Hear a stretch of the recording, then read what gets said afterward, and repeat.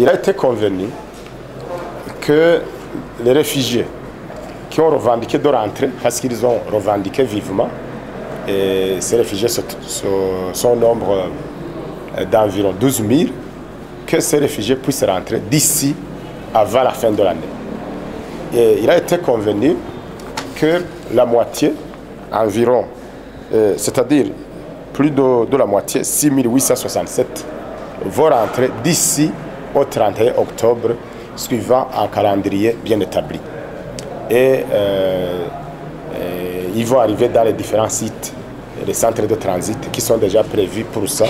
Nous citons ici les centres de transit de Kajaga, de Gitara, de Ruyigi, de Nyabitare et de Songore.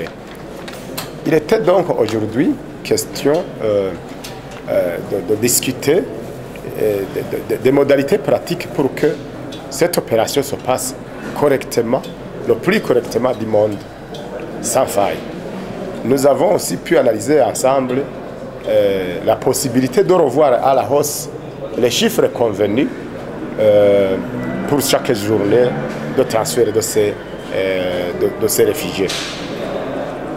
Je crois qu'on a arrêté un bon nombre de stratégies pour que l'opération se déroule correctement.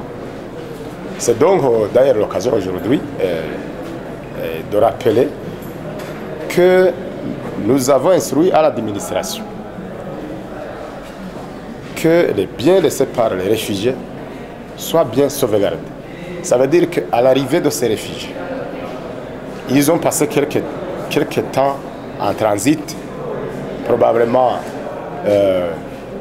qui ne dépassent pas 48 heures, et après nous allons les conduire dans leurs familles respectives. C'est ça notre souhait.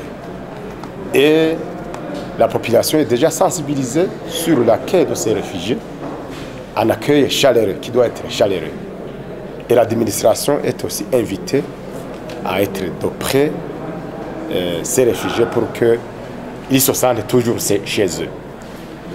Deuxièmement, on a été informé du prochain départ du représentant.